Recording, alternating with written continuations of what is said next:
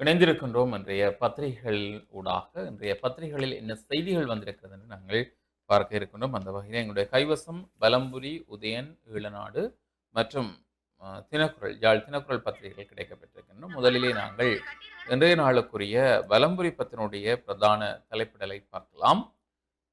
போதைப்பொருளுக்கு நாட்டில் இடம் இல்லை, அமைச்சர் ஆனந்த விஜயபால என்ற தலைப்பிலே இன்றைய பிரதான செய்தி இடம் பிடித்திருக்கிறது. போதைப்பொருளுக்கு நாட்டில் இடமும் இல்லை. முந்தைய அரசாங்கங்களைப் போல தற்போதைய அரசாங்கம் முன்னெடுக்கும் போதைப்பொருள் ஒழிப்பு நடவடிக்கைகள் வரும் நாடகமல்ல என பொது பாதுகாப்பு அமைச்சர் ஆனந்த விஜயபால தெரிவித்திருக்கிறார் என்று இன்றைய பிரதான தலைப்பிடல் செய்தி காணப்படுகின்றது. அந்த செய்தியினுடைய விரிவாக்கத்தை நாங்கள் உட்பக்கத்திலே பார்க்கின்ற பொழுது,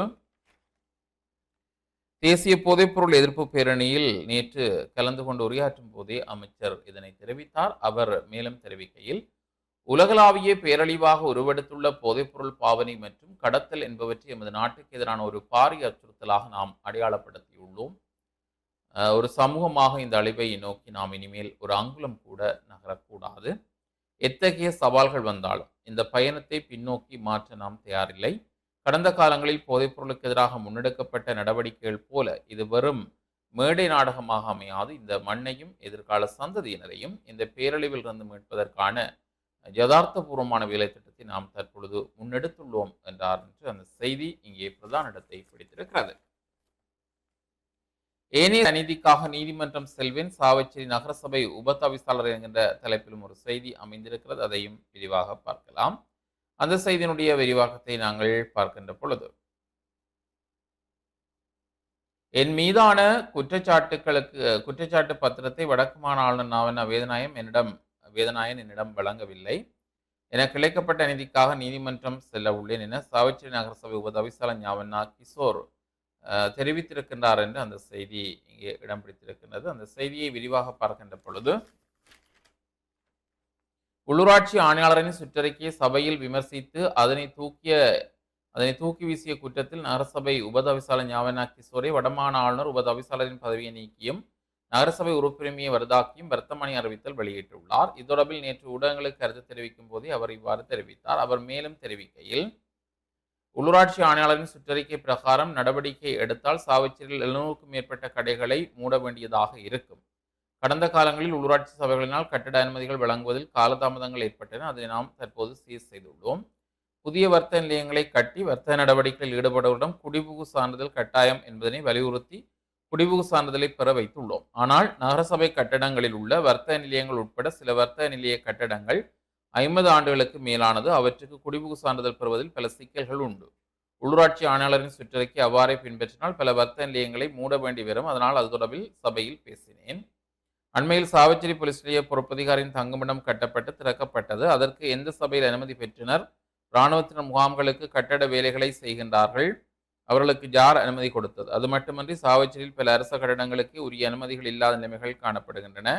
இவ்வாறு நிலையில் வர்த்தக நிலையங்களை முடக்கும் செயற்பாடாக அனுமதி விடயங்களை இறுக்கமாக பின்பற்ற முயல்கின்றனர். நான் பதவிக்காக வரவில்லை. என் பதவி பறிபோனதால் அஞ்சி ஒதுங்கவும் இல்லை. எனக்கான நீதியை கோரி நான் நீதிமன்றம் செல்வேன். நீதித்துறை மீது எனக்கு நம்பிக்கை உண்டு. எனக்கு இழைக்கப்பட்ட அநீதிக்காக நீதிமன்றம் செல்ல உள்ளேன் என தெரிவித்தார் என்று அந்த செய்தி அமைந்திருக்கிறது.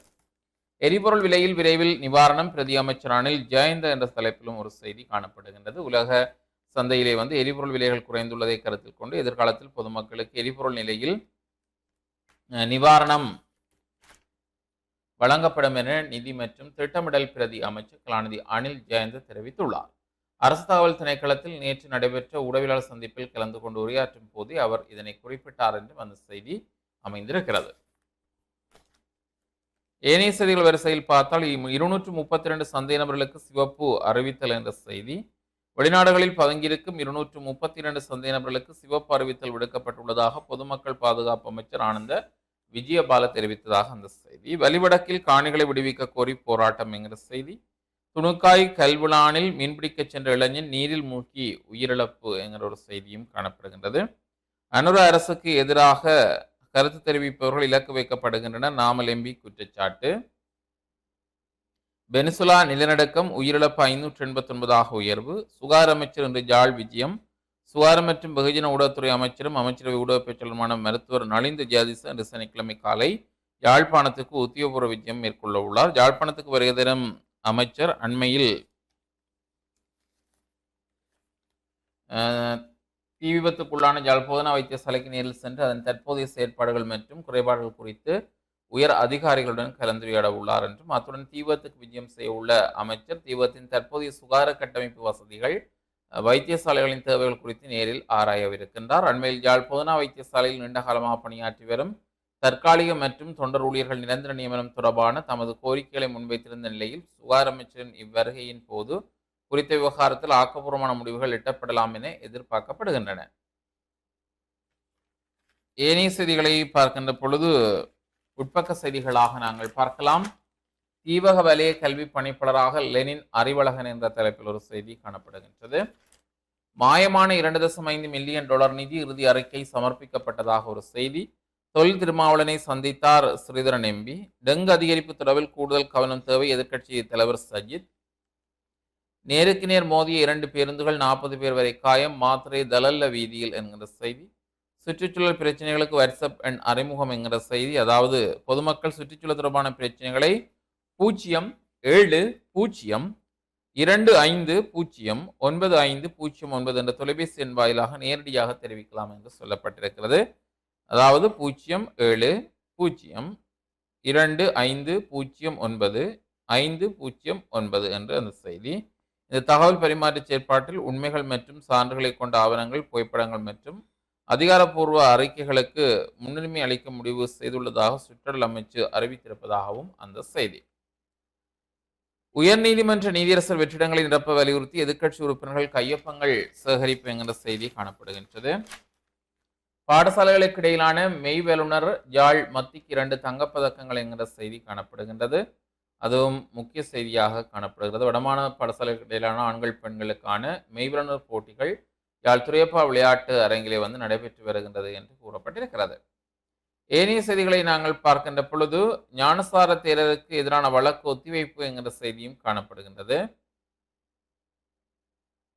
போலீஸ் உயர் அதிகாரியின் மகன் செய்த செயல் போக்குவரத்து போலீசாரின் துணிச்சல் என்கிற செய்தி. பொருளை கண் மருத்துவமனைக்கு அருகில் பூக்கடைகள் அமைந்துள்ள பகுதியில் நேற்று முன்தினம் காலை நடந்த ஒரு சம்பவம் குறித்து சமூக ஊடகங்களில் பெரும் பேசுபொருளாக இருக்கிறது. வாகனம் நிறுத்த தடை என்று வீதி அபிவிருத்தி ஆணையத்தால் தெளிவாக வைக்கப்பட்டிருந்த அறிவிப்பு பலகைகளையும் மீறி வீதியோரத்தில் ஒரு சொகுசுக்கார் நிறுத்தப்பட்டிருந்ததே இந்த சம்பவத்துக்கு காரணமாக அமைந்துள்ளது.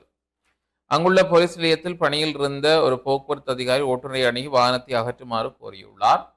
இதன்போது அந்த வாகனத்தில் இருந்த இளைஞர் தான் ஒரு மூத்த போலீஸ் அதிகாரியான பிரதி போலீஸ் அதிபர் DIG மகன் என்று கூறி சட்ட நடவடிக்கையிலிருந்து தப்ப முயன்றுள்ளார். இருப்பினும் அந்த போக்குவரத்து அதிகாரி அந்த பதவிகள் தனக்கு முக்கியமில்லை என்றும், உங்களது தந்தை எனக்கு சம்பளம் கொடுப்பதில்லை, அரசாங்கமே சம்பளம் கொடுக்கிறது என்று மிகவும் நேரடியாக கூறி தனது கடமையை செய்திருக்கின்றார். இந்த சம்பவம் தொடர்பில் சமூக ஊடகங்களில் வெளியானதை தொடர்ந்து சட்டத்தை கடுமையாக பின்பற்றிய குறித்த போலீஸ் அதிகாரி நேரடியான மற்றும் நேர்மையான கொள்கையை பலரும் பாராட்டியிருக்கிறார்கள்.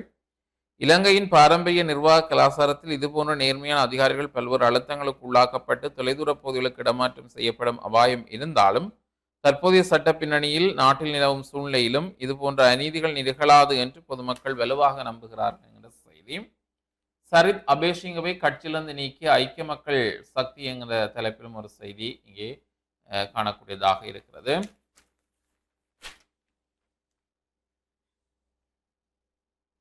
கரவட்டியில் நடைபெற்ற போசாக்கு விழிப்புணர்வு நடைபவனி என்று சொல்லி படத்துடன் கூடிய ஒரு செய்தி காணப்படுகின்றது. உபதவிசாளரின் பதவி பறிப்பை கண்டித்து சாவச்சேரியில் கவனஈர்ப்பு என்கிற செய்தி. பருத்தித்துறையில் டெங்கு பரவும் சூழல், 17 பேருக்கு சிவப்பு அறிவித்தல். வவுனியாவில் போதைப்பொருள் கடத்தல் ஒருவர் கைது. முல்லைத்தீவு ஒட்டிசுட்டான் தாந்தோண்டீஸ்வரர் ஆலய வருடாந்த மகோற்சவம் கடந்த 14ஆம் தேதி கொடியேற்றத்துடன் ஆரம்பமாகியது என்ற செய்தி. காரணகர் திண்ணபுரம் ஸ்ரீ சவுந்தராம்பிகா சமேத ஸ்ரீ சுந்தரேஸ்வர பெருமான் ஆலய கும்பாபிஷேகம் எதிர்வரும் ஜூலை மாதம் 5ஆம் தேதி நடைபெற இருப்பதாகவும் ஒரு செய்தி. யாழ்ப்பாணம் பொதுநூலக நடாத்தும் நவீன கால பிள்ளை வளர்ப்பு சவால்களை வாய்ப்புகளாக மாற்றுவோம் எனும் தொனிப்பொருளில் கருத்துரையும் கலந்துரையாடலும் எதிர்வரும் 29ஆம் தேதி திங்கட்கிழமை மாலை 4 மணிக்கு யாழ்ப்பாணம் பொதுநூலக மாநாட்டு மண்டபத்திலே நடைபெற இருக்கின்றது என்று அந்த செய்தி காணப்படுகின்றது. மாகாண மட்ட கோலூன்றி பாய்தல் சாவச்சேரி இந்து கல்லூரி மாணவனுக்கு தங்கம் என்ற தலைப்பிலும் ஒரு செய்தி காணப்படுகின்றது.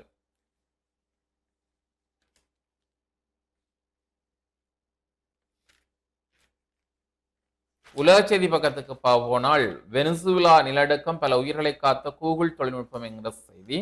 வெனிசுலாவில் நிலநடுக்கம் ஏற்படுவதற்கு சில வினாடிகளுக்கு முன்பு தொலைபேசியில் உள்ள கூகுள் ஆண்ட்ராய்டு நிலநடுக்க எச்சரிக்கை தொழில்நுட்பம் ஆரம்ப கட்ட நில அதிர்வை கண்டறிந்து பயனர்களுக்கு எச்சரிக்கையை அனுப்பியுள்ளது. தென் அமெரிக்க நாடுகளில் ஒன்றான வெனிசுலாவில் ரிக்டர் அளவிலே 7.2 அளவில் சக்தி வாய்ந்த நிலநடுக்கம் ஏற்பட்டது என்றும், இதைத் தொடர்ந்து ஒரு சில நிமிடங்களில் 2வது நிலநடுக்கம் ஏற்பட்டது. இது ரிக்டர் அளவுகளில் 7.5 பதிவானது. 2 நிலநடுக்கங்களும் வெனிசுலாவில் கடந்த 100 ஆண்டுகளில் இல்லாத அளவுக்கு மிக பயங்கரமான நிலநடுக்கங்கள் என அமெரிக்க புவியியல் ஆய்வு மையம் தெரிவித்துள்ளது. இதற்கிடையில் நிலநடுக்கம் ஏற்படுவதற்கு முன்பே வெனிசுலாவில் லட்சக்கணக்கான மக்களுக்கு அவர்களது தொலைபேசிகளில் நிலநடுக்கம் குறித்த எச்சரிக்கை வந்துள்ளது. நிலநடுக்கம் ஏற்படுவதற்கு ஒரு சில வினாடிகளுக்கு முன்பு இந்த எச்சரிக்கை வந்துள்ளது. இருப்பினும் அந்த சிறிய கால வாசத்தில் பலர் உஷாராகி பாதுகாப்பான இடங்களுக்கு சென்றுள்ளனர். கூகுள் நிறுவனத்தின் இந்த தொழில்நுட்பம் பல உயிர்களை காப்பாற்றியுள்ளது. ஆண்ட்ராய்டு செல்போன்களில் கூகுள் நிறுவனத்தின் நிலநடுக்க எச்சரிக்கை அமைப்பு என்ற தொழில்நுட்பம் உள்ளது. இது ஆரம்ப கட்ட நில அதிர்வுகளை கண்டறிந்து எச்சரிக்கைகளை அனுப்புகிறது. இதுபோன்ற தொழில்நுட்பங்கள் மேலும் வளர்ச்சியடையும் பட்சத்தில் எதிர்காலத்தில் இயற்கை பேரிடர்களின் போது மனித உயிர்களை காப்பது எளிதாகலாம் என தொழில்நுட்ப வல்லுநர்கள் கருத்து தெரிவிக்கின்றனர். பாடசாலைகள் மீது தாக்குதல் நடாத்துபவர்கள் கட்டாயம் தண்டிக்கப்பட வேண்டும், ஐநாவில் இந்தியா தெரிவிப்பு என்கிற செய்தி காணப்படுகிறது. கார்முஸ் நீரிணையில் பதற்றம், சிங்கப்பூர் கப்பல் மீது தாக்குதல் நடாத்திய ஈரான். கார்முஸ் நீரிணையில் சிங்கப்பூர் கப்பல் மீது ஈரான் தாக்குதல் நடாத்திய சம்பவம் உலக நாடுகளை அதிர்ச்சிக்குள்ளாக்கி இருப்பதாக ஒரு செய்தி. கொங்கோவில் தீவிரமடைந்துள்ள எபோலா, 300 கடந்த உயிரிழப்புகள். ஸ்மார்ட் போன் பயன்படுத்த தடை, ஆப்கானிஸ்தானில் அதிரடி உத்தரவு. ஆப்கானிஸ்தானில் தலிபான் அரசாங்கம், நீதிபதிகள் உட்பட இராணுவம் மற்றும் சிவில் அமைப்புகளில் பணியாற்றும் அனைத்து அரசு ஊழியர்களும் ஸ்மார்ட் போன் பயன்படுத்துவதற்கு நாடு தழுவிய ரீதியில் அதிரடி தடை விதிக்கப்பட்டுள்ளது. ஜூன் 16 முதல் அமலுக்கு வந்துள்ள இந்த புதிய இராணுவ நீதிமன்ற உத்தரவை மீறி ஸ்மார்ட் போன் பயன்படுத்தும் ஊழியர்களின் கையடக்க தொலைபேசிகளை பொது வழியில் உடைத்து நொறுக்கப்படும் என்றும் அவர்கள் கடுமையான சட்டபூர்வ தண்டனைகளை எதிர்கொள்ள நேரிடும் என்றும் எச்சரிக்கப்பட்டுள்ளது. முன்னதாக அரசு துறைகளில் பெரும்பாலான கோப்பு பரிமாற்றங்கள், அறிவிப்புகள் வாட்ஸ்அப் மற்றும் மின்னஞ்சல் மூலம் கையாளப்பட்டு வந்ததால் இந்த திடீர் ஸ்மார்ட் போன் தடையால் பல மாகாணங்களின் நிர்வாக நடைமுறைகள் முற்றிலும் முடங்கியுள்ளதாக அரசு ஊழியர்கள் கவலை தெரிவித்திருக்கிறார்கள். மேலும் தலிபான்கள் ஆட்சிக்கு வந்ததிலிருந்து பெண்கள், கல்வி மற்றும் ஊடக சுதந்திரம் மீது விதிக்கப்பட்ட கட்டுப்பாடுகளின் தொடர்ச்சியாகவே மக்களின் தகவல் தொடர்பு சுதந்திரத்தை முடக்கும் இந்த நடவடிக்கை அமைந்துள்ளதாக மனித உரிமை ஆர்வலர்கள் சுட்டிக்காட்டியுள்ளனர் என ராய்டர்ஸ் செய்தி வெளியிட்டதாக அந்த செய்தி. ட்ரில்லியனர் அந்தஸ்தை இழந்தார் எலான் மஸ்க். உலகின் முதல் ட்ரில்லியனர் என்ற வரலாற்று சாதனையை படைத்த 2 வாரங்களுக்குள் தொலைவர் எலான் மஸ்க் அந்த அந்தஸ்தை இழந்துள்ளார். அவர் ஸ்பேஸ் எக்ஸ் மற்றும் டெஸ்லா நிறுவனங்களின் பங்குகள் சந்தையில் பாரிய வீழ்ச்சியை சந்தித்தை தொடர்ந்து இந்த நிலை ஏற்பட்டிருக்கிறது என்றும் அந்த செய்தி. பெண்களுக்கான அஞ்சல் ஓட்ட போட்டி, மன்னார் தோட்டவழி ஆத்தாக்கா பாடசாலை புதிய சாதனை என்கிற செய்தி. இலங்கை திறந்த பல்கலைக்கழகத்தால் விண்ணப்பங்கள் கோரப்பட்டிருக்கின்றன என்கிற செய்தி ஒன்றும் காணப்படுகின்றது. சட்டவிரோத மீன்பிடி, சுருக்கு வலை பறிமுதல் என்கிற செய்தியும் காணப்படுகிறது. அதேபோல் கிளிநொச்சி மாவட்ட நீதவான் நீதிமன்ற வளாகத்தில் எதிர்வரும் 2/7/2026 காலை 9 மணிக்கு மணல் ஏல விற்பனை நடைபெற இருப்பதாகவும் ஒரு செய்தி காணப்படுகிறது.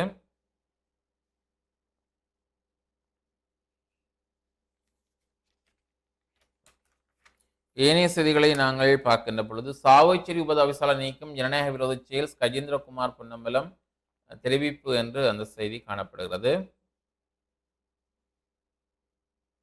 ஆளுநர் வர்த்தமானி அறிவித்தலை மீள் பரிசீலனை செய்ய வேண்டும், சாவகச்சேரி நகரசபை தவிசாளர்.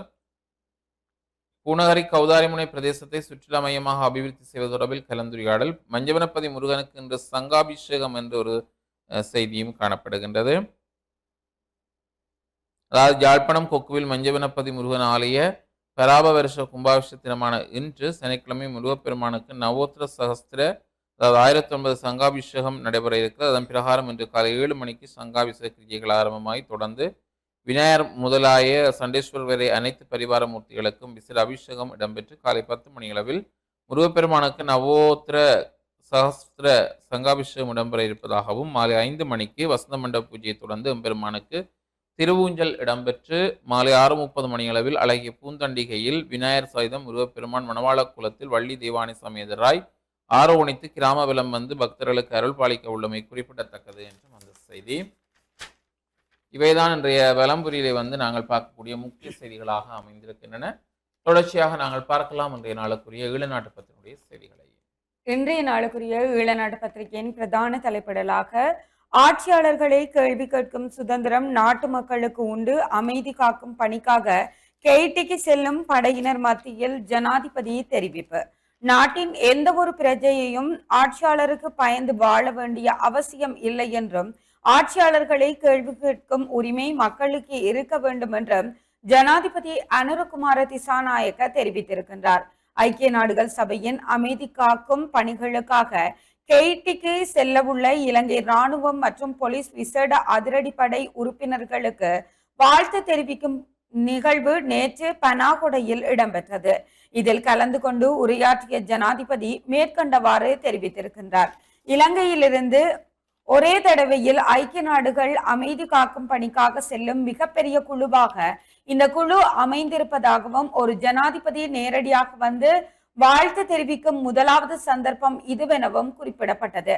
கைட்டியில் நிலவும் வன்முறை மற்றும் அரசியல் நெருக்கடி நிலைமையை கட்டுப்படுத்தி அங்கு அமைதியையும் மக்களின் பாதுகாப்பையும் உறுதிப்படுத்தும் நோக்கில் இலங்கை இந்த படைப்பிரிவை அனுப்புகின்றது. இந்த பணிக்காக இராணுவத்தின் பல்வேறு பிரிவுகளைச் சேர்ந்த 900 வீரர்கள், போலீஸ் விசேட அதிரடி படையின் 189 அதிகாரிகள் மற்றும் நில கண்ணிவெடிகள் மரண பொறிகளை செயலிழக்க செய்வதில் விசேட பயிற்சி பெற்ற 43 பெண் இராணுவ உறுப்பினர்களும் இணைக்கப்பட்டிருக்கின்றனர்.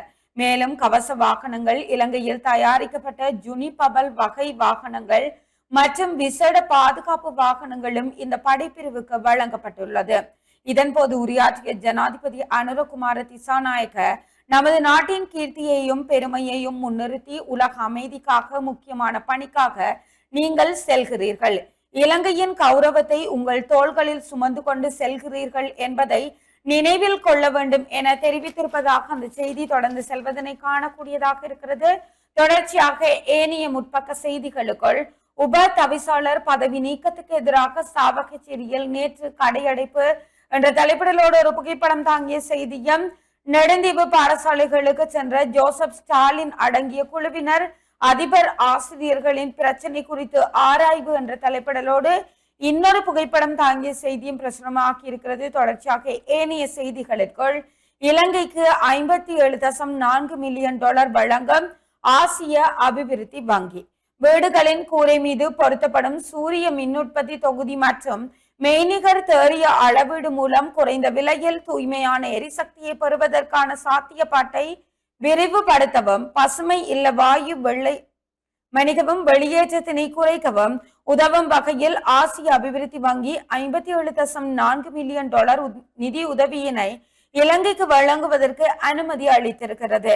இந்த நிதியுதவி 35 மில்லியன் டாலர் சலுகை கடன், ஐரோப்பிய ஒன்றியத்திடமிருந்து பெறப்பட்ட 16.9 மில்லியன் டாலர் மானியம், கூட்டுக்கடன் வழங்கல் பொறிமுறைக்காக ஜப்பான் நிதியத்தினால் வழங்கப்பட்ட 5.5 மில்லியன் டாலர் மானியம் மற்றும் இத்திட்டத்தினை நடைமுறைப்படுத்தும் கட்டமைப்புகளின் கூட்டு நிதியளிப்பு என்பவற்றை உள்ளடக்கி இருக்கின்றது என்று அந்த செய்தி இங்கே பிரசுரமாக்கி இருக்கிறது. தொடர்ச்சியாக நாமலை சாடிய மகிந்த ஜெயசிங்க என்ற தலைப்பிடலோடு ஒரு கட்டமிடப்பட்ட செய்தியும், மூடப்படும் அபாயத்தில் சூரிய சக்தி நிறுவனங்கள், அரசின் போக்கை சாடினார் தயாசிரி. மூடப்படும் அபாயத்தில் சூரிய சக்தி நிறுவனங்கள் காணப்படுவதாக பாராளுமன்ற உறுப்பினர் தயாசிரி தெரிவித்திருக்கின்றார். பாராளுமன்றத்தில் நேற்று வாய்மூல கேள்வி நேரத்திலேயே அவர் இதனை தெரிவித்திருக்கின்றார் என்ற அந்த செய்தியோடு, போதைப்பொருள் வலையமைப்பு இலங்கையில் முற்றாக முடக்கம், பிரதி அமைச்சர் சுனில் வடகல தெரிவிப்பு என்ற தலைப்பிடலோடு ஒரு செய்தியும், நீதித்துறையின் சுதந்திரம் பாதுகாக்கப்பட வேண்டும், சட்டத்தரணிகள் சங்கம் வலியுறுத்தல் என்ற தலைப்பிடலோடு இன்னொரு செய்தியும் பிரசுரமாக்கி இருக்கிறது. இவைதான் இன்றைய நாளுக்குரிய இளநாட்டு பத்திரிகையினுடைய முற்பக்க செய்திகளாக பிரசுரமாக்கி இருக்கின்றன. தொடர்ச்சியாக உட்பக்க செய்திகளுக்குள், கிளிநொச்சியில் இலவச IVF சேவை, தேவையான வசதிகள் குறித்து ஆராய்வு, வரலாற்று சாதனை என ஆளுநர் பாராட்டு. இலங்கை அரசு மருத்துவத்துறை வரலாற்றில் முதன்முறையாக கிளிநொச்சி மாவட்ட பொது மருத்துவமனையில் முற்றிலும் இலவசமாக ஆரம்பிக்கப்பட்டுள்ள செயற்கை முறை கருக்கட்டல் சேவையின் முன்னேற்றங்கள் மற்றும் எதிர்கால தேவைகள் தொடர்பான விசேட கலந்துரையாடல் வடக்கு மாகாண ஆளுநர் நா. வேதநாயகன் தலைமையில் நேற்று முன்தினம் ஆளுநர் செயலகத்தில் இடம்பெற்றது. இதன் போது கருத்து தெரிவித்த ஆளுநர், அரசு மருத்துவமனையில் இலவசமாக IVF சேவையை ஆரம்பித்தமை ஒரு வரலாற்று சாதனை என குறிப்பிட்டு, பேராசிரியர் S. ரகுராமன் தலைமையிலான மருத்துவ குழுவினருக்கும் கிளிநொச்சி மாவட்ட பொது மருத்துவமனை நிர்வாகத்திற்கும் பாராட்டுக்களை தெரிவித்திருக்கின்றார் என்ற அந்த செய்தியோடு சாவகச்சேரி உப தவிசாளர் நீக்கம் ஜனநாயக விரோதம் கஜேந்திரகுமார் எம்பி குற்றச்சாட்டு. சாவகச்சேரி பிரதேச சபையின் உப தவிசாளர் பதவியில் இருந்து நீக்கப்பட்டமை ஜனநாயக விரோதமான செயற்பாடு என தமிழ் தேசிய மக்கள் முன்னணியின் தலைவரும் பாராளுமன்ற உறுப்பினருமான கஜேந்திரகுமார் பொன்னம்பலம் தெரிவித்திருக்கின்றார் என்ற அந்த செய்தியோடு நெடுந்தீவு வெள்ளை கடற்கரையில் சிக்கிய சட்டவிரோதமான பொருட்கள் என்ற தலைப்பிடலோடு ஒரு செய்தியும், இயன்முறை சிகிச்சை நிபுணர் மரணம், போலீஸ் உயர் அதிகாரி ஒருவரும் கைது என்ற தலைப்பிடலோடு இன்னொரு செய்தியும் இங்கே பிரசுரமாக்கி இருக்கிறது. தொடர்ச்சியாக இன்றைய நாளுக்குரிய ஈழநாடு பத்திரிகை ஆசிரியர் தலையங்கமாக மாகாண சபைகளுக்கு ஏற்படக்கூடிய ஆபத்து என்ற தலைப்பிடலோடு ஒரு பத்திரிகை ஆசிரியர் தலையங்கம் இடம்பெற்றிருக்கிறது. தொடர்ச்சியாக சிக்கலில் தவிக்கும் ஈரான் ஒப்பந்தத்தின் அடையாளமாக விளங்கும் அமெரிக்க துணை ஜனாதிபதி வான்ஸ் என்ற தலைப்பிடலோடு ஒரு கட்டுரையும் இடம்பெற்றிருக்கிறது. தொடர்ச்சியாக இரு பஸ்கள் மோதி 40 பயணிகள் காயம். மாத்தறை தவல்ல வீதியில் உள்ள வஜிரவம்ச மாவட்டத்தில் 2 தனியார் பஸ்கள் நேருக்கு நேர் மோதி விபத்துக்குள்ளாகி இருக்கின்றன.